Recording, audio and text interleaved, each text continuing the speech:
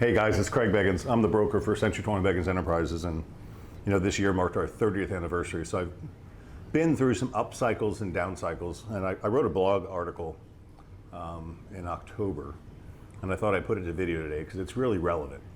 And what brought it to mind was FAR, the Florida Association of Realtors, had a broker summit this week.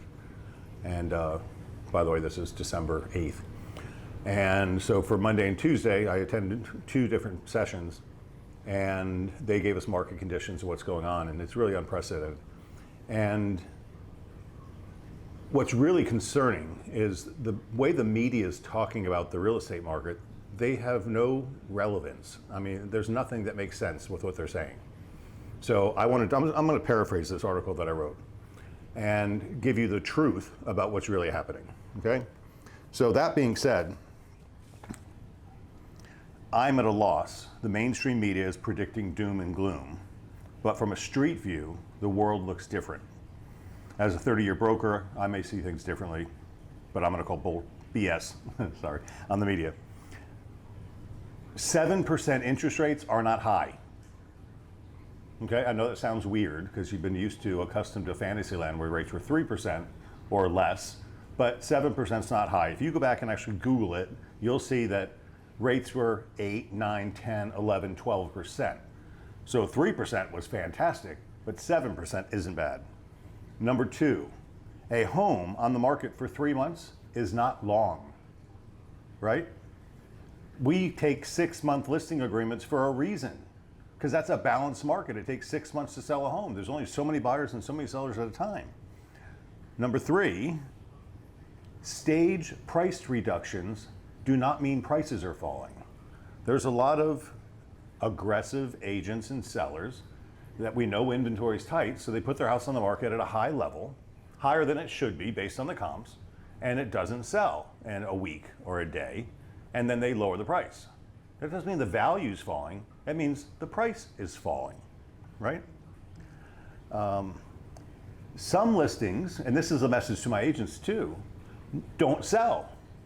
We have a 6-month listing agreement, we put them on the market, and 6 months later they're not sold and they expire.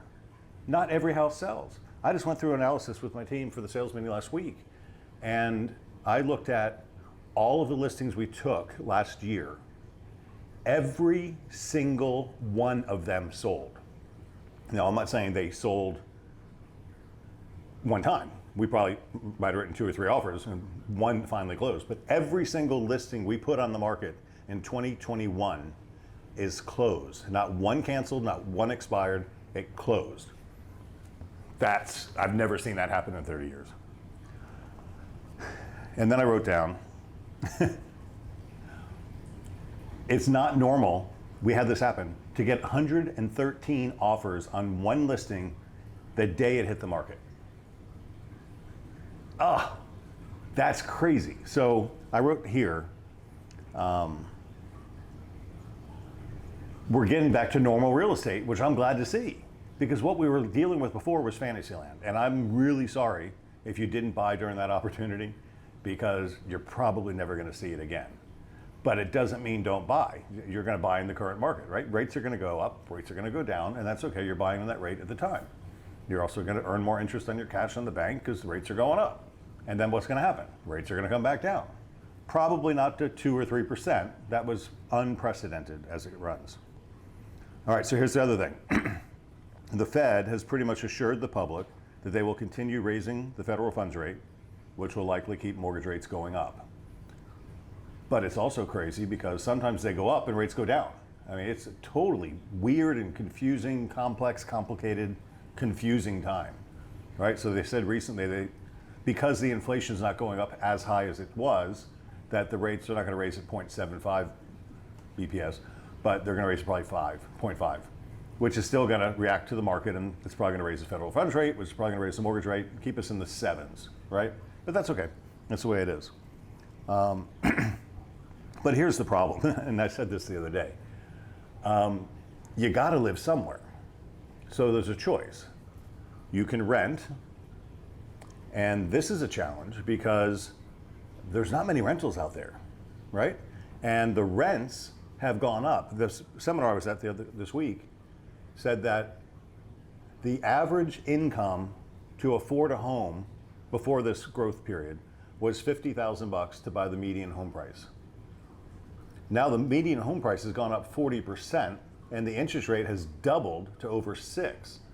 So now $50,000 a year in household income doesn't let you buy a house, at least not in a major metropolitan market. So everything's different now. And we were talking about rentals, and rentals are scarce. And think about this. We need more inventory. Last year, the United States, in 2008, the last market crash, there were 4.3 million homes for sale. That's a lot of inventory. This year, there's 1.2 million homes for sale, right? And all indicators show that 2022 is tracking higher than 2018, which is pre-pandemic. So we're all looking and comparing to last year, which was fantasy land, which was fantastic, and I wish we were still there, but we're not. But if you go back to 2018, and we did good in 2018 too, 2022 is better than 2018. So I think we gotta get our facts straight and let the media balance itself out and start reporting the truth. So as always, we're here to help. If you have any questions, feel free to reach out, call, text, email, whatever it is. But I wanted to get these words out because it's not crazy. It's complicated, it's complex, and it's competitive. And it's going to remain that way for the foreseeable future. We're happy to help.